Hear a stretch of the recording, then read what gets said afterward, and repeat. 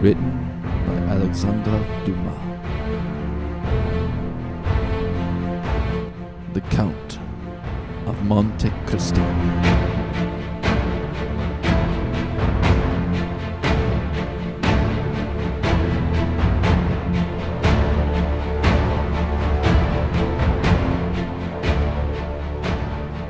Chapter 3. The Catalans.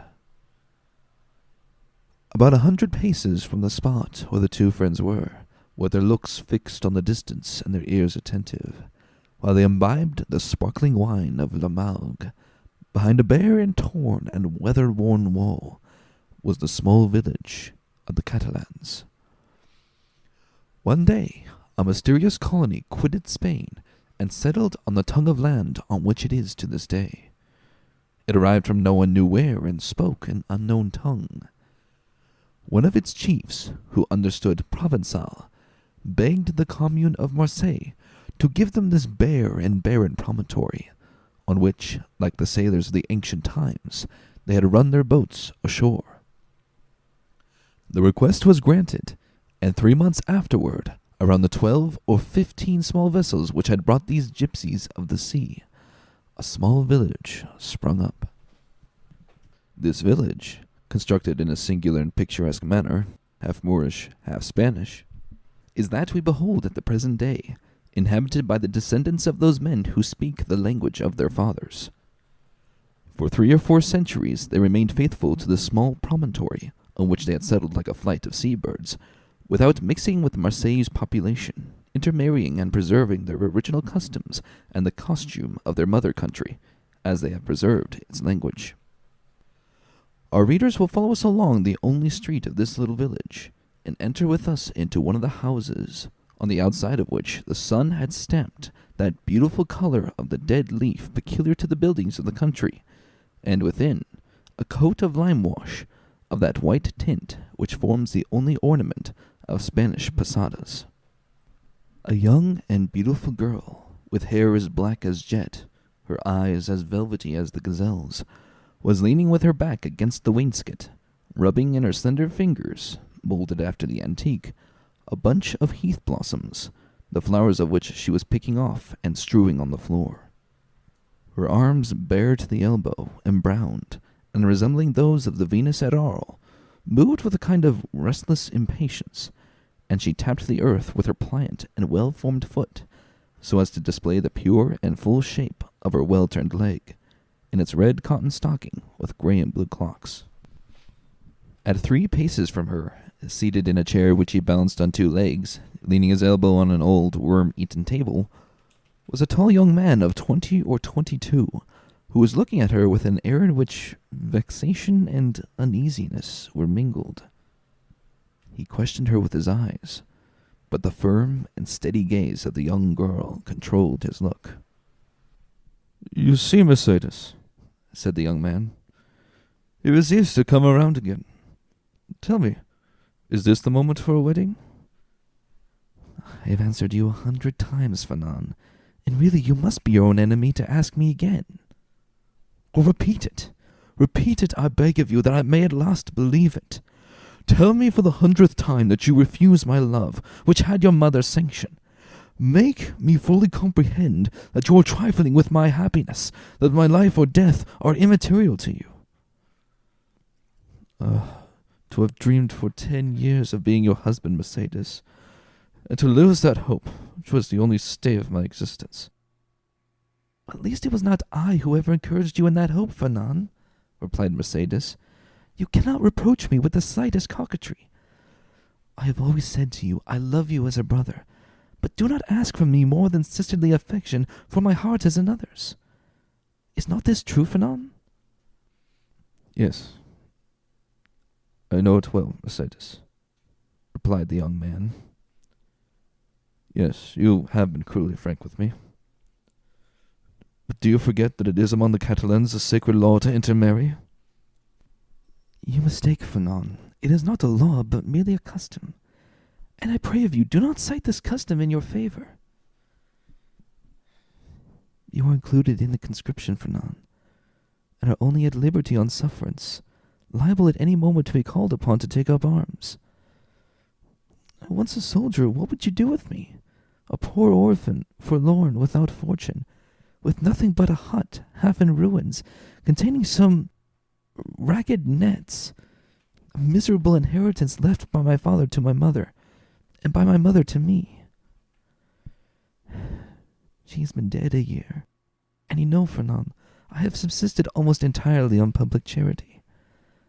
Sometimes you pretend I am useful to you, and that is an excuse to share with me the produce of your fishing, and I accept it, Fernand, because you are the son of my father's brother, because we were brought up together, and still more because it would give you so much pain if I refuse. But I feel very deeply that this fish which I go and sell, and with the produce of which I buy the flax I spin, I feel very keenly, Fernand, that this is charity. And if it were, Mercedes, poor and lone as you are, you suit me as well as the daughter of the first ship owner, or the richest banker of Marseille. What do such as we desire but a good wife and careful housekeeper? And where can I look for these better than in you? Fernand, answered Mercedes, shaking her head, a woman becomes a bad manager. Who shall say she will remain an honest woman when she loves another man better than her husband? Rest content with my friendship, for I repeat to you that is all I can promise, and I will promise no more than I can bestow. I understand, replied Fernand. You can endure your own wretchedness patiently, but you are afraid of mine. Well, Mercedes, beloved by you, I would tempt fortune. You would bring me good luck, and I should become rich. I could extend my occupation as a fisherman, might get a place as clerk in a warehouse, and become myself a dealer, in time. You could do no such thing, Fernand. You are a soldier, and if you remain at the Catalans, it is because there is not a war. So remain a fisherman, and contented with my friendship, as I cannot give you more. Well, you are right, Mercedes. I will be a sailor. Instead of the costume of our fathers which you despise, I will wear a varnished hat, a striped shirt, and a blue jacket with an anchor on the buttons. Would not that dress please you? What do you mean? Asked Mercedes, darting at him an angry glance. What do you mean? I do not understand you. I mean, Mercedes, that you are thus harsh and cruel with me, because you are expecting someone who is thus attired. But perhaps he whom you await is inconstant, or if he is not, the sea is so to him. Fernand, cried Mercedes, I believed you were good-hearted, and I was mistaken. Fernand, you are wicked to call to your aid jealousy and the anger of God. Yes, I will not deny it, I do await, and I do love him to whom you allude.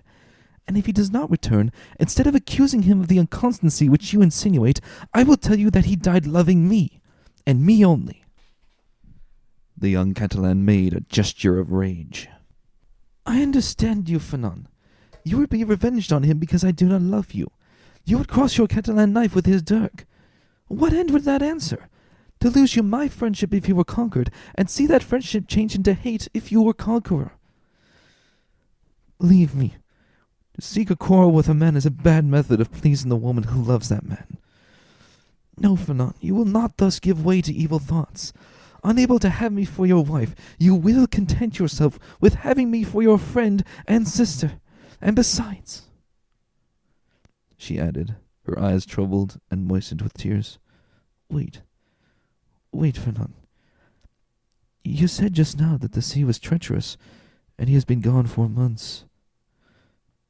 And during these 4 months we have had some terrible storms. Fernand made no reply, nor did he attempt to check the tears which flowed down the cheeks of Mercedes, although for each of these tears he would have shed his heart's blood. But these tears flowed for another. He arose, paced a while up and down the hut, and then, suddenly stopping before Mercedes, with his eyes glowing and his hands clenched, Mercedes, he said, once and for all, is this your final determination? I love Edmond Dantes, the young girl calmly replied. And none but Edmond shall ever be my husband. And you will always love him? As long as I live. Fernand let fall his head like a defeated man, heaved a sigh which resembled a groan, and then suddenly, looking her full in the face, with clenched teeth and expanded nostrils, said, But if he is dead? If he is dead, I shall die too. If he has forgotten you? Mercedes! Cried a voice joyously outside the house. Mercedes! Ah! Exclaimed the young girl, blushing with delight, and springing up with love. You see, he has not forgotten me, for here he is. And, rushing toward the door, she opened it, saying, Here, Edmond, here I am. Fernand, pale and trembling, receded like a traveler at the sight of a serpent, and fell into a chair beside him. Edmond and Mercedes were clasped in each other's arms. The burning sun of Marseille, which penetrated the room by the open door, covered them with a flood of light. At first they saw nothing around them. Their intense happiness isolated them from all the rest of the world, and they only spoke in broken words, which are the tokens of a joy so extreme that they seem rather the expression of sorrow. Suddenly Edmond saw the gloomy countenance of Fernand, as it was defined in the shadow, pale and threatening, and by a movement for which he could scarcely account to himself, the young Catalan placed his hand on the knife at his belt. Oh, your pardon, said Dantes, frowning in his turn. I did not perceive that there were three of us. Then, turning to Mercedes, he inquired, Who is this gentleman? One who will be your best friend, Dantes, for he is my friend, my cousin, my brother. It is Fernand, the man whom, after you, Edmond, I love the best in the world. Do you not remember him? Yes, said Edmond, and then without relinquishing Mercedes's hand clasped in one of his own, he extended the other to the Catalan with a cordial air.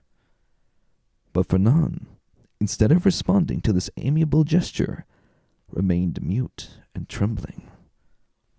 Edmond then cast his eyes scrutinizingly at Mercedes, agitated and embarrassed, and then again on Fernand, gloomy and menacing. I did not know when I came with such haste to you that I was to meet an enemy here. An enemy?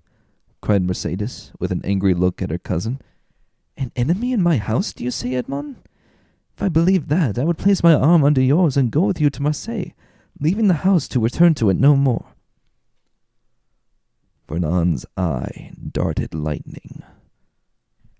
And should any misfortune occur to you, dear Edmond, she continued, with the same calmness which proved to Fernand that the young girl had read the very innermost depths of his sinister thought. If misfortune should occur to you, I would ascend to the highest point of the Cape de Morgion and cast myself headlong from it. Fernand became deadly pale. But you are deceived, Edmond, she continued. You have no enemy here. There is no one but Fernand, my brother, who will grasp your hand as a devoted friend. And at these words, the young girl fixed her imperious look on the Catalan, who, as if fascinated by it, came slowly toward Edmond and offered him his hand. His hatred, like a powerless though furious wave, was broken against the strong ascendancy which Mercedes exercised over him. Scarcely, however, had he touched Edmond's hand than he felt he had done all he could do, and rushed hastily out of the house. Ah! He exclaimed, running furiously and tearing his hair. Oh, who will deliver me from this man? Wretched, wretched that I am!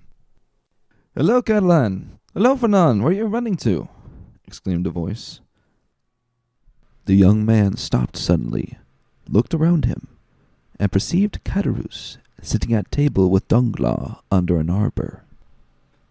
Well, said Catalans, why don't you come? Are you really in such a hurry that you have no time to say how do to your friends? Particularly when they still have a full bottle before them, added Danglars. Fernand looked at them both with a stupefied air, but did not say a word. "He seems besotted," said Danglars, pushing Caderousse with his knee. "Are you mistaken, and is Dantes triumphant in spite of all we have believed?" "Why, we must inquire into that," was Caderousse's reply, and, turning toward the young man, said, "Well, Catalan, can't you make up your mind?" Fernand wiped away the perspiration streaming from his brow, and slowly entered the arbor, whose shade seemed to restore somewhat of calmness to his senses, and whose coolness somewhat of refreshment to his exhausted body. "Good day," said he. "You called me, didn't you?" And he fell, rather than sat down, on one of the seats which surrounded the table. "I called you because you were running like a madman, and I was afraid you would throw yourself into the sea," said Caderousse, laughing. "Why, when a man has friends, they are not only to offer him a glass of wine, but moreover to prevent his swallowing 3 or 4 pints of water unnecessarily." Fernand gave a groan, which resembled a sob, and dropped his head into his hands, his elbows leaning on the table. "Well, Fernand, I must say," said Caderousse, beginning the conversation with that brutality of the common people in which curiosity destroys all diplomacy, "you look uncommonly like a rejected lover." And he burst into a hoarse laugh. "Ah," said Danglars, "a lad of his make was not born to be unhappy in love. You are laughing at him, Caderousse." "No," he replied, "only hark how he sighs. Come, Fernand," said Caderousse, "hold up your head and answer us. It's not polite not to reply to friends who ask news of your health." "My health is well enough," said Fernand, clenching his hands without raising his head. "Ah, you see, Danglars," said Caderousse, winking at his friend, "this is it. Fernand, whom you see here, is a good and brave Catalan, one of the best fishermen in Marseille, and he is in love with a very fine girl named Mercedes. But it appears, unfortunately, that the fine girl is in love with the second in command on board the Pharaon. And as the Pharaon arrived today, why, you understand." "No, I do not understand," said Danglars. "Poor Fernand has been dismissed," continued Caderousse. "Well, and what then?" said Fernand, lifting up his head and looking at Caderousse like a man who looks for someone on whom to vent his anger. "Mercedes is not accountable to any person, is she?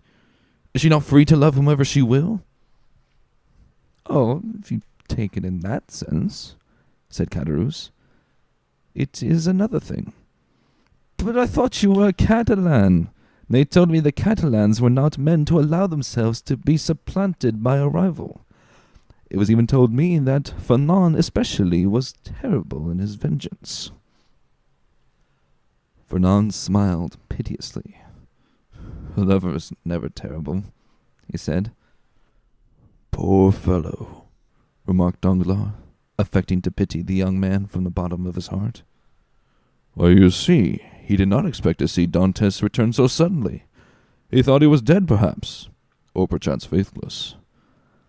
These things always come on us more severely when they come suddenly." "Ah, ma foi, under any circumstances," said Caderousse, who drank as he spoke, and on whom the fumes of the wine of La Malgue began to take effect. "Under any circumstances, Fernand is not the only person put out by the fortunate arrival of Dantes. Is he, Danglars?"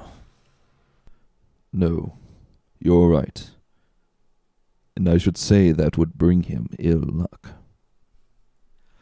"Well, never mind," answered Caderousse, pouring out a glass of wine for Fernand and filling his own for the 8th or 9th time, while Danglars had merely sipped his. "Never mind. In the meantime, he marries Mercedes, the lovely Mercedes.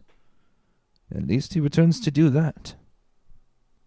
During this time, Danglars fixed his piercing glance on the young man, on whose heart Caderousse's words fell like molten lead.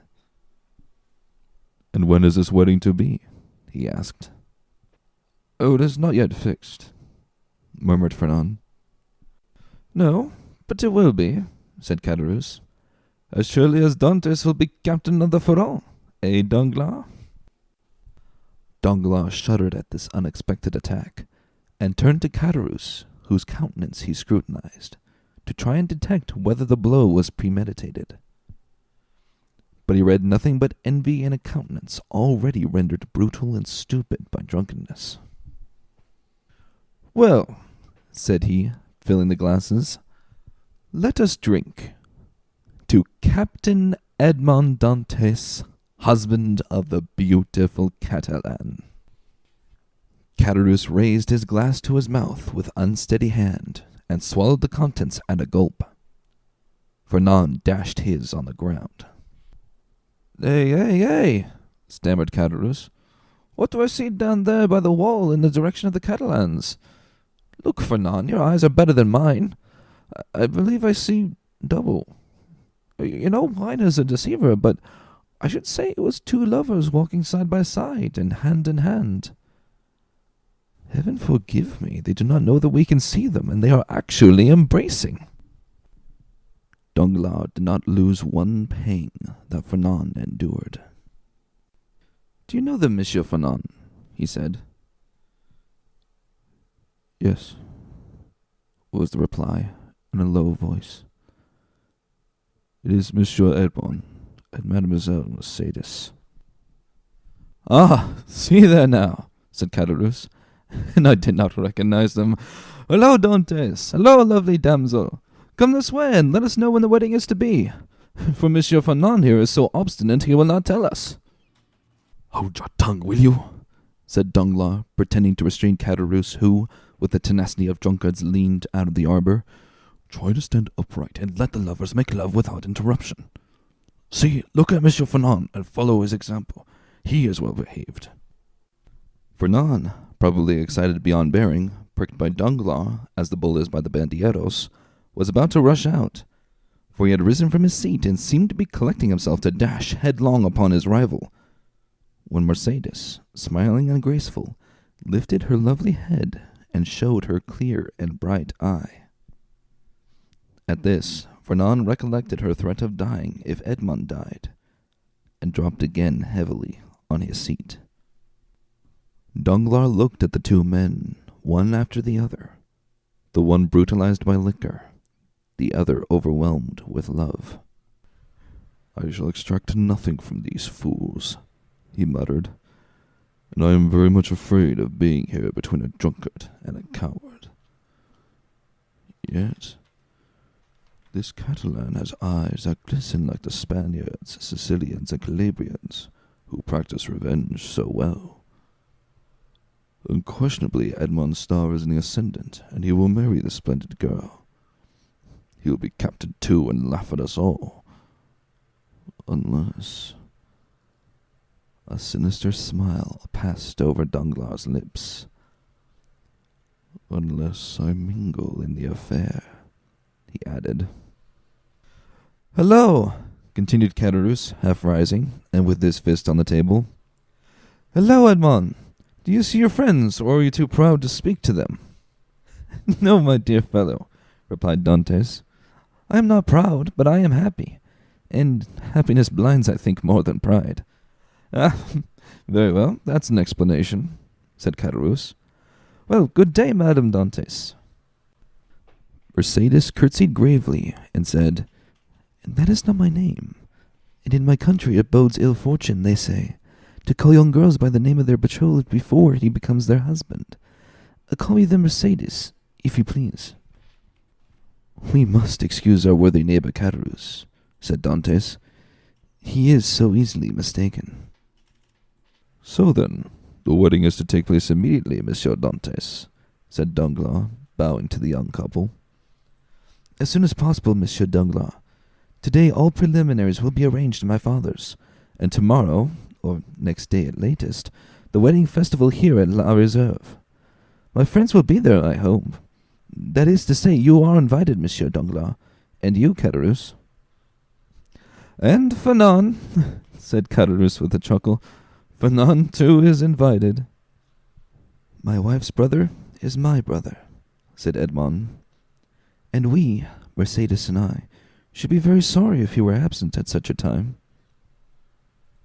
Fernand opened his mouth to reply, but his voice died on his lips, and he could not utter a word. Today the preliminaries, tomorrow or next day the ceremony. You are in a hurry, Captain. Danglars, said Edmond, smiling, I will say to you as Mercedes said just now to Catalans, do not give me a title which does not belong to me. That may bring me bad luck. Your pardon, replied Danglars. I merely said you seemed in a hurry, and we have lots of time. The Front cannot be under way again in less than 3 months. We are always in a hurry to be happy, Monsieur Danglars, for when we have suffered a long time, we have great difficulty in believing in good fortune. But it is not selfishness alone that makes me thus in haste. I must go to Paris. To Paris? Really? And will it be the first time you have ever been there, Dantes? Yes. Have you business there? Not of my own. The last commission of poor Captain Leclerc. You know to what I allude, Danglars. It is sacred. Besides, I shall only take the time to go and return. Yes, I understand, said Danglars. And then, in a low tone, he added, to Paris, no doubt, to deliver the letter which the Grand Marshal gave him. Ah, this letter gives me an idea, a capital idea.